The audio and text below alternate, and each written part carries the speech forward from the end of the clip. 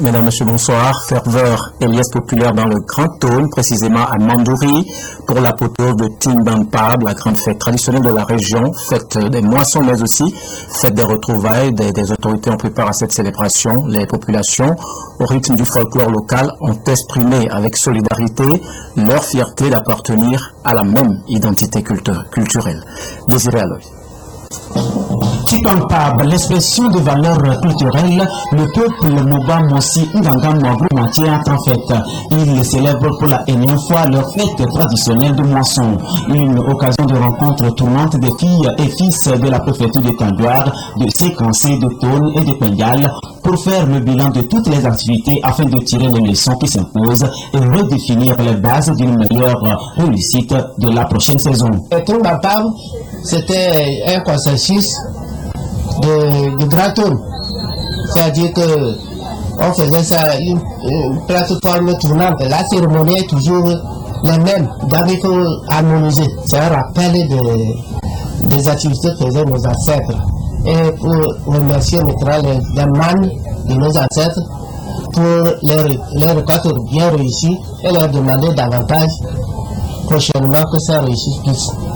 Et éloigner le mal des populations. Au nom du chef de l'État, le secrétaire d'État Christian Trimois, en charge des relations avec les institutions de la République, a convié les populations du Grand Tône à toujours fédérer leurs forces et mutualiser leur énergie pour un développement harmonieux de la région. Mesdames et messieurs, Timbampab nous donne l'occasion de faire une rétrospective de notre année, de mesurer nos forces, de regarder la taille de notre grenier de cette année comparée à celle de l'année précédente et de voir qu'à la différence, nos efforts ont payé.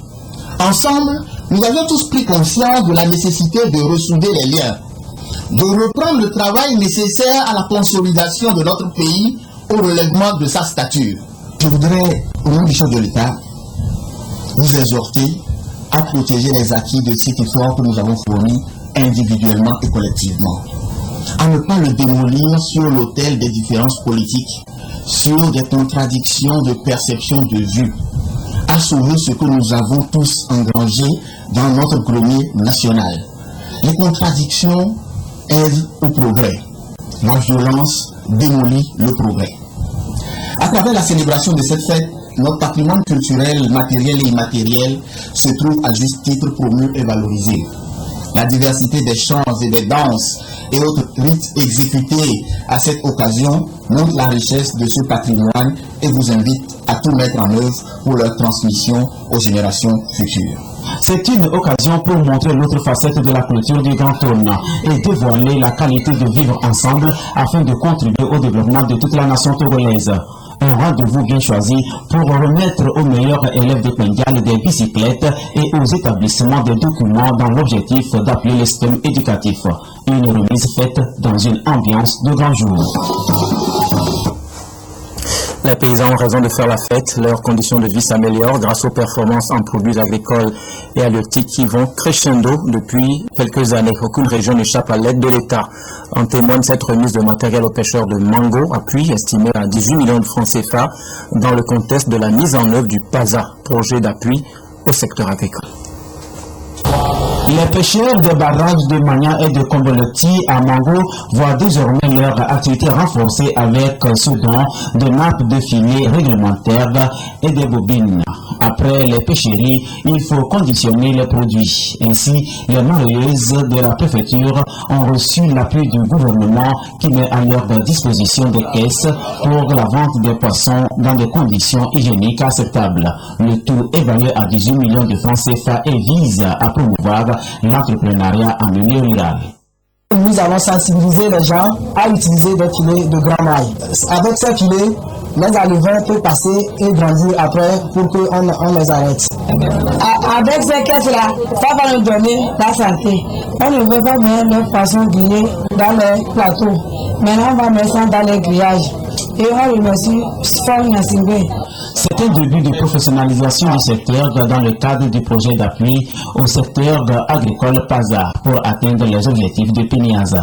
Ici, dans la préfecture de l'outil, en dehors du soutien apporté pour la pêche et pour le développement de la production et la transformation du riz, l'outil est un grand pôle d'élevage au Togo. Et par rapport à cela, il y a des élevages commerciaux et des éleveurs modèles ont été identifiés et bénéficieront de soutien financier et technique.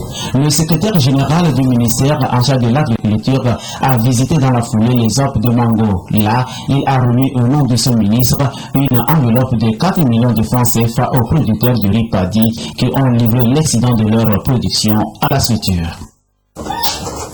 En plus de son utilité pour les activités de pêche, l'eau est un élément naturel dont la maîtrise par l'homme peut lui être bénéfique dans bien d'autres domaines. Le Parlement national de la jeunesse pour l'eau a clos son congrès constitutif.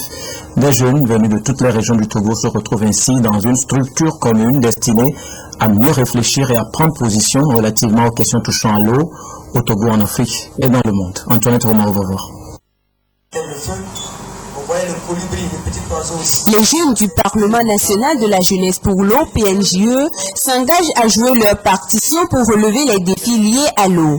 À l'issue du congrès, le bureau exécutif a été mis en place en vue de coordonner les activités du Parlement durant 3 ans renouvelables. Pour renforcer leurs capacités et puis mener des projets concrets avec l'ensemble des partenaires qui nous ont accompagnés sur cette initiative déjà et pour que les actions du Parlement national de la jeunesse pour l'eau puissent être ressenties partout au Togo. Nous sommes venus apporter notre soutien à la jeunesse togolaise à travers ce Parlement et leur dire qu'au niveau Afrique, au niveau mondial, nous allons mobiliser toute notre énergie afin d'accompagner ce Parlement. Ce congrès constitutif fait alors de ces jeunes des leaders qui pourront contribuer au développement durable dans leur communauté et partout ailleurs dans le monde. Le 10 décembre a été célébrée la Journée internationale des droits de l'homme sous le thème « Respectons les droits de l'homme 365 jours sur 365 ». L'écho des manifestations à Kara avec Nestor Moussou. Le 10 décembre 1948, les Nations Unies ont adopté la Déclaration universelle des droits de l'homme. 66 ans après, cette déclaration est encore d'actualité, d'autant plus que les violations des droits de l'homme sont courantes. Cette caravane à travers les rues de la ville de Kara à mettre à l'actif du réseau des ONG de la région de la Kara et du Haut Commissariat des Nations Unies pour les droits de l'homme est une manière de sensibiliser les populations et les autorités locales sur la nécessité de respecter et faire respecter les droits de l'homme. Le thème retenu pour ce 66e anniversaire est « Droits de l'homme 365 jours sur 365 ». Le thème voudrait dire que chaque jour de l'année, il faudrait faire la promotion des droits de l'homme en faveur de ceux qui n'ont pas sont sans voix et faire en sorte que ces propres droits aussi soient garantis. Il faut garantir ces droits et garantir aussi les droits des autres par rapport à vos actions, par rapport à vos compétences. Là où les droits sont violés, il faut apporter votre concours pour que ces droits puissent être respectés. Et les droits de l'homme sont respectés au Togo, mais il y a quand même des difficultés, il y a quand même d'autres aspects qu'il faut encore revoir. Mais nous sommes là, la société civile est mobilisée pour amener les pouvoirs publics à davantage respecter ces droits de l'homme. Émission radiophonique, échange avec les autorités locales sont les autres actions que le réseau des ONG de la Kara entend mener pour poursuivre la sensibilisation sur le respect des droits de l'homme. Les droits de l'homme mis à rude épreuve aux États-Unis, des milliers d'Américains continuent de manifester contre les récentes bavures policières perpétrées contre des Noirs. Droit et justice, c'est ce que réclament également les proches de Norbert Zongo, le journaliste burkinabé assassiné en décembre 1998 sous le règne de Blaise Compaoré. Et puis, la conférence de Liban sur le climat s'est achevée sur une note d'espoir. Voyons tout cela à travers cette compilation.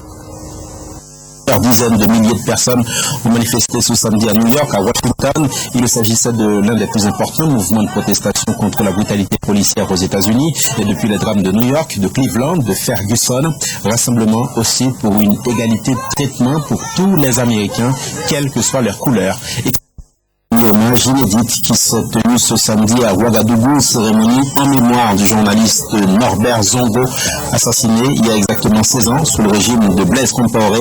À l'époque, le journaliste enquêtait sur des malversations entourant des proches de l'ex-président, dont son frère François. Son corps avait été retrouvé calciné ainsi que trois de ses compagnons de fortune le 13 décembre 1998. Aucune condamnation n'a été prononcée depuis. La donne semble en train de changer avec la chute de Blaise Compaoré. Écoutez la veuve de Norbert Zongo ainsi que le Premier ministre Isaac Zida.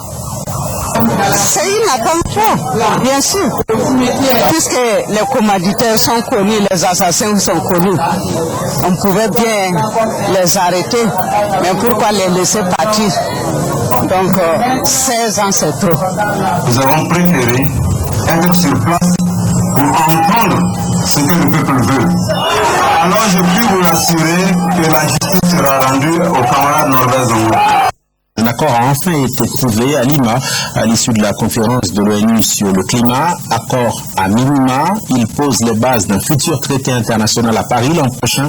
Le texte souligne aussi comment chaque pays pourra présenter au premier semestre 2015 ses propres plans pour freiner le réchauffement climatique.